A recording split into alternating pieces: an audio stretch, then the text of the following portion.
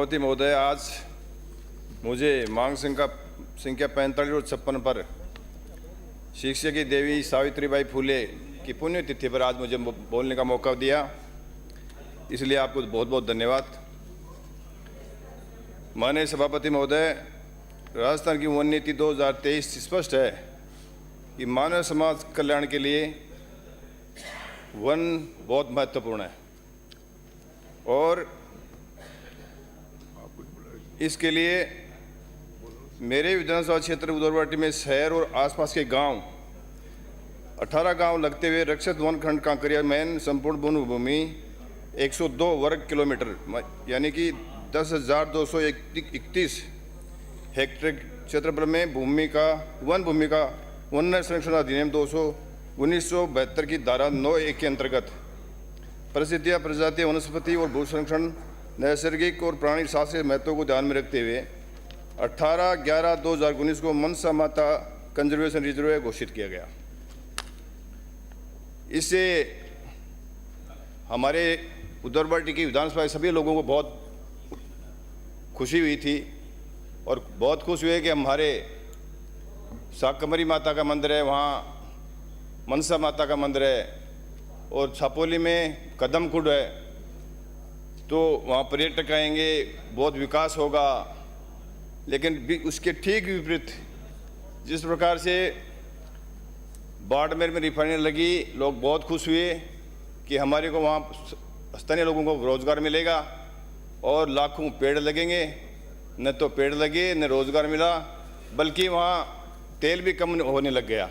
वही सेम स्थिति मेरी उदरवाटी की हुई कि वहाँ मनसा माता कंजर्वेशन वन विभाग में लिखित रिपोर्ट के अनुसार 2018 से 23 तक 3,390 हेक्टेयर में कुल 11,28,000 पेड़ लगाए गए। राज्य सरकार की से 811,75,000 रुपये खर्च किए गए। महोदय, मैंने प्रश्न के उत्तर में जवाब मिला कि कितने पेड़ जीवित हैं। रिपोर्ट आई कि 7,17,609 पेड़ जीवित हैं।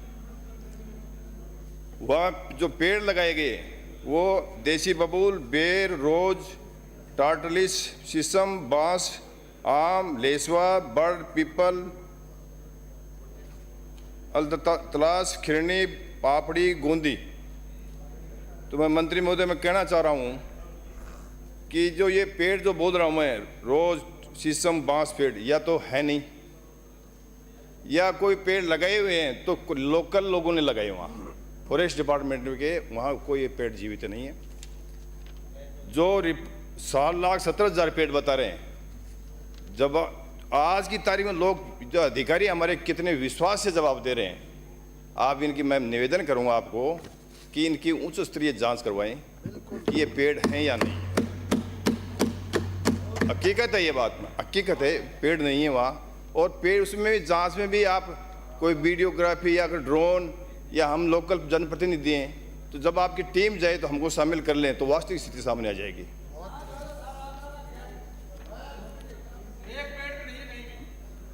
इसके अलावा मनसा माता कंजर्वेशन रिजर्व उदरवाटी में अवधि में रोपित वस्तुओं की संख्या की जांच के लिए मैंने बोल दिया।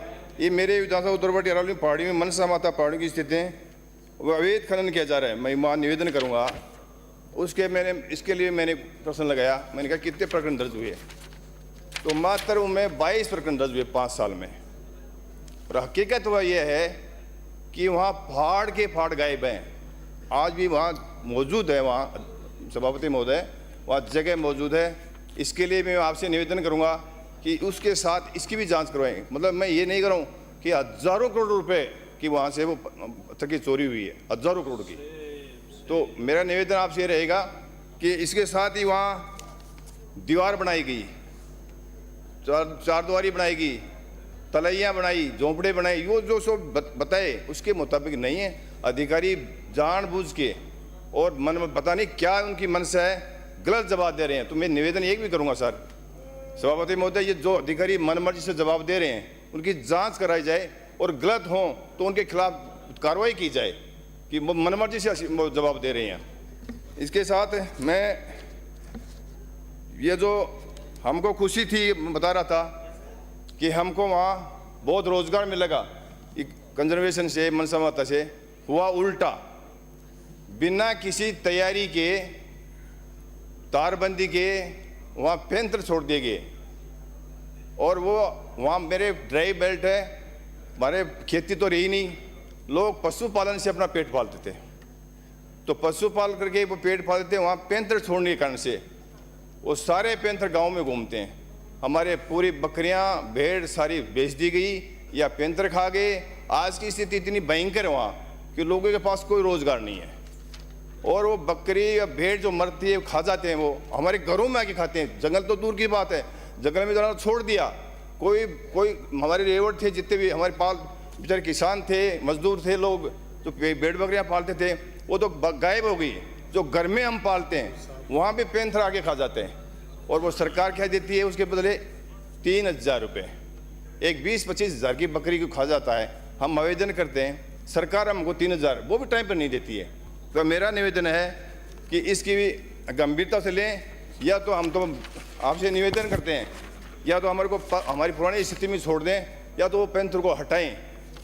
और अगर नहीं हटाते हैं तो उनके लिए पर्याप्त वहाँ व्यवस्था कीजिए, पानी की कीजिए, खाने की कीजिए, तारबंदी कीजिए, जिससे हमारा वहाँ लोगों को वह भय इतना है मंत्री महोदय, आपकी कल्पना नहीं कर सकते, कि वो आम तरह से गांव में घूमने लगे, शहरों में आने लगे। मेरे तो साहब बाप तो बड़ा है, मैं तो बहुत छोटा क्षेत्र है वो, तो वहाँ आए दिन घटनाएं होती हैं, आए दिन घटनाएं होती हैं हमारे। इसके अलावा जो मैंने पत्थर के बारे में बोला आपको, इसके अलावा काटली नदी है। काटली नदी में प्रदूषण की बात कर रहा हूं मैं, तो काटली नदी में सर एनजीटी घोषित होगी, कलेक्टर को पावर दे दिए, टीम बना दी गई। इसके अलावा वहाँ साहब जो गुंडागर्दी, भूमाफिया, बद्री माफिया की बात कर रहा हूँ मैं, वो इस तरह का वातावरण होता है वहाँ। प्रदूषण इतना, पर्यावरण की बात करता हूँ मैं, इतने एलएनटी चलते हैं, इतने डंपर चलते हैं, इतने वो तो। और जब मैं बोलता हूँ जाति विशेष को टारगेट करके, और वो लोग 1-2 ट्रॉली उनको पकड़ते हैं, वो उनकी नीयत में इतना खोट है कि वो भगवान राम सैनी बोल रहा है, तो उनके कहने से जो मेरे कार्यकर्ता मान लो, मेरे और कोई मान लो, तो उनको जाके वो 1-2 को मुश्किल से, बाकी वहाँ हजारों ट्रॉलियाँ, ट्रैक्टर और डंपर जाते हैं, हजारों।